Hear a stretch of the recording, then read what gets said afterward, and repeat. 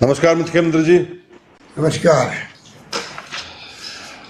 सबसे पहले तो मैं आपका आभार व्यक्त करता हूं, आपका धन्यवाद करता हूं कि आज आपने सारे जनप्रतिनिधियों को बुलाया, उनसे बात की और मुझे भी मौका मिला है आपसे बात करने का, चूरू जिले की जो समस्याएं सामने आ रही हैं उनको बताने की। मैं आपको ये कहना चाहता हूं कि चूरू जिले के अंदर हम सब लोग मिलकर काम कर रहे हैं और बहुत ही अच्छा काम हो रहा है। हमारा प्रशासन और इस कोविड-19 में जो लोग काम में जुटे हुए हैं वो सब बहुत ही मेहनत के साथ काम कर रहे हैं और हम सब कार्यकर्ता, सब जनप्रतिनिधि हम उनका स्वागत करते हैं और स्वागत कर रहे हैं। मैं आपको धन्यवाद देना चाहता हूं कि आपके कुशल नेतृत्व ने और आपका जो अभी पूरी टीम आपकी है, चाहे वो प्रदेश स्तर पे है, चाहे वो जिला स्तर पे है, वो बहुत अच्छा काम कर रही है और इसी की वजह है कि आज राजस्थान का नाम पूरे देश में नहीं पूरे विश्व में लिया जा रहा है कि राजस्थान में जिस प्रकार की व्यवस्थाएं हुई हैं। और मुख्यमंत्री जी, मैं धन्यवाद देना चाहता हूं कि मैं सुबह से आज देख रहा हूं सबको कि कोविड-19 की चिंता तो कम है, अभी ज्यादा चिंता है प्रवासी लोगों की। कोविड-19 सेकेंडरी हो गया, वो इसलिए हो गया कि आपका कुशल नेतृत्व, आपने जो कदम उठाए उन कदमों का ये परिणाम सामने है। ये सही बात है कि प्रवासी लोगों की बड़ी भारी समस्या है और हम चूरू जिले के लोग तो ज्यादातर बाहर ही रहते हैं। हमारे तो कलकत्ता, बंबई, बेंगलोर, चेन्नई, अहमदाबाद, सूरत, सब जगह आपको मालूम है हमारे सब लोग, आप जब भी जहां जाते हैं आपसे मिलते हैं, आपसे जो है वो आपसे मीटिंग करते हैं, आपसे बहुत प्रभावित है। आज वो लोग आना चाहते हैं। वो क्यों आना चाहते हैं? एक आदमी वहां सेटल्ड है, उसके पास मकान भी है, उसके पास सब कुछ है, लेकिन आना चाहता है क्योंकि उसके दिल में बैठ गई है कि पता नहीं कोरोना कितना लंबा चलेगा, पता नहीं ये काम धंधा शुरू होगा कि नहीं होगा, इसलिए हम घर जाएं। तो एक ये बड़ी समस्या है, इसको बहुत ही हमें सावधानी से निपटना पड़ेगा। आज जो प्रवासी लोग हैं, मेरे पास कई जगह से फोन आए, कुछ लोगों के पास अपना साधन है, वो अपना साधन करके आ सकते हैं।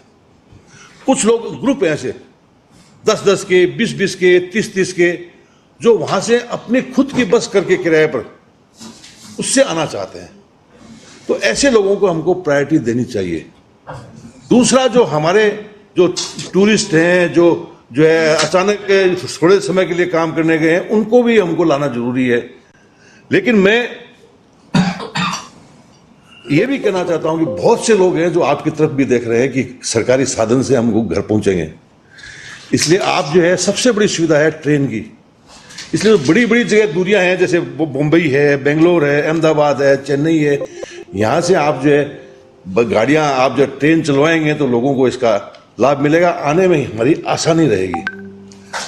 मुख्यमंत्री महोदय, मैं एक बात बहुत ही मेरे मन की बात बताना चाहता हूं कि आपको यह निश्चित कर लेना चाहिए कि मैं जो प्रवासी आएगा, चाहे वो शहर में हो चाहे गांव में हो, उसका 14 दिन घर से बाहर क्वारंटाइन किया जाएगा।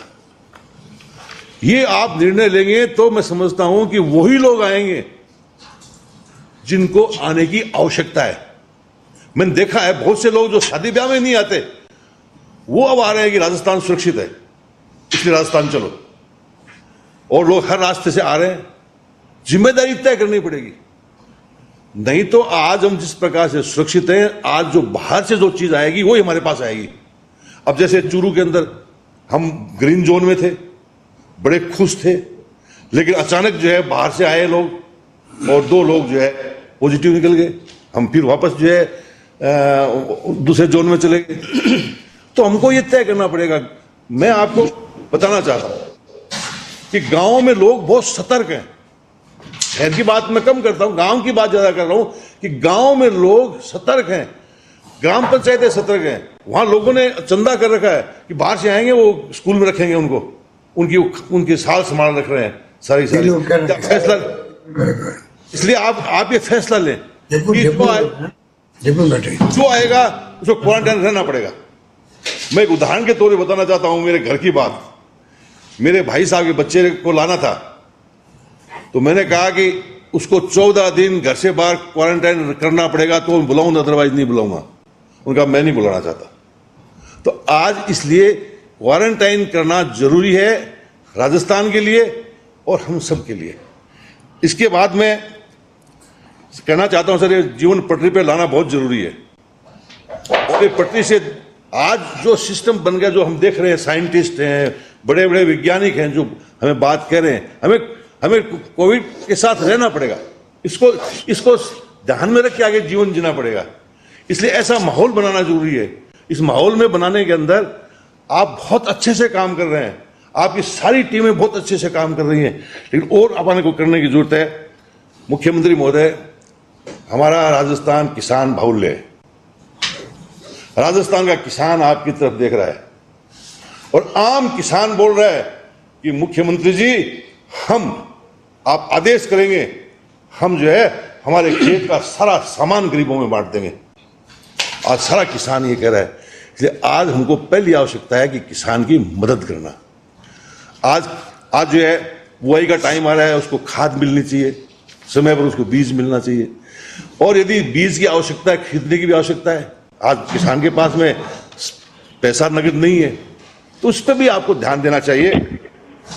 मुख्यमंत्री महोदय, नरेगा के अंदर जो है, मनरेगा एक बहुत अच्छा कार्यक्रम है, और इसमें जो है अपने को पक्के काम हाथ में लेने चाहिए। इसमें पक्के काम हाथ में लेने चाहिए, सड़क के,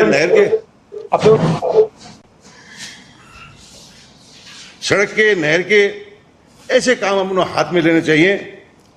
उसके बाद में फसल बीमा, प्रधानमंत्री फसल बीमा की तरफ मैं कहना चाहता हूं, लोग आज भी मांग कर रहे हैं कि 2018 की फसल बीमा का क्लेम हमें नहीं मिला। तो ये जिम्मेदारी आपको फिक्स करनी होगी। आपको जो है ये जिम्मेदारी कहीं बैंक के लेवल पे जो है गड़बड़ हो रही है या कहीं और गड़बड़ हो रही है, इसकी जिम्मेदारी आपको फिक्स करनी होगी। मुख्यमंत्री महोदय, छोटे छोटे उद्योगों को चालू करना बहुत जरूरी है। मध्यम वर्ग के लोग जो आज हमेशा छोटे छोटे काम करके अपना गुजारा करते हैं, उन लोगों के पास में बड़ी जगह होगी उनके सामने। आज ऑटो सेक्टर है, आज ऑटो सेक्टर में लाखों लोग काम कर रहे हैं, लेकिन आज सब घर बैठे हैं। उनके पास खाने की समस्या आ गई है। सर, मैं इतना ही कहना चाहता हूं कि ये छोटे उद्योगों को हमको ध्यान रखना चाहिए, ये ऑटो सेक्टर जैसे कामों को हमको चालू करना चाहिए। और जो बात जो है सर, हम लोग रेगिस्तान के हैं, पीने के पानी की कमी रहती है, इस पे आप विशेष ध्यान देंगे, आप दे रहे हैं, हम आपको धन्यवाद देते हैं। बिजली की कटौती और पानी का आप विशेष ख्याल रखें। एक बार मुख्यमंत्री जी, मैं दिल से चूरू जिले की तरफ से, तारानगर विधानसभा क्षेत्र की तरफ से मैं एक बात आपको और कहना चाहता हूं। हमने हर गांव में 5 लोगों की एक टीम बना रखी है और वॉर रूम का नाम दिया हमने उसको। उस वॉर रूम के सदस्यों के टेलीफोन नंबर और उनका सारी चीजें हमने प्रकाशित की है सार्वजनिक रूप से। वो टीम हमारे को हेल्प करती है, रोजाना की समस्याओं से अवगत कराती है। जहां खाना नहीं है वहां खाना पहुंचाने का काम वो टीम करती है। उस टीम के अच्छा काम किया, धन्यवाद आपका, फिर एक बार स्वागत। मुख्यमंत्री महोदय, एक मिनट और लेना चाहता हूं, यदि आप दें तो प्लीज। बताइए, बोलिए। ये अस्पताल में कोविड-19 की तरफ पूरा का पूरा ध्यान चला गया, बाकी सब बीमारियों को देखना लोगों ने बंद कर दिया, ओपीडी बंद हो गई। मेरी प्रार्थना यह है कि ये कोविड-19 वाले केसेस बहुत ज्यादा नहीं है, उनको दूसरी जगह, एक जगह शिफ्ट करके बाकी सारी जितनी पीएचसी, सीएचसी, डिस्पेंसरीज हैं, उन सबको तुरंत प्रभाव से चालू किया जाना चाहिए, जिससे दूसरे लोग जो इन अलग बीमारियों से चालू ही है भैया, तुम तो समझदार आदमी हो। नंबर 1 चालू है, लेकिन नहीं 422 गाड़ी अलग लगाई है, मोबाइल लगाए हैं। ये जो आप कह रहे हो, ये बड़े बड़े शहरों में भी शिकायत आ रही थी, उनको ठीक किया गया है। प्राइवेट बड़े बड़े अस्पताल उनको पाबंद किया गया है, फिर भी कुछ कमी रहती होगी, मैं मानता हूँ इस बात को। हाँ, वो जो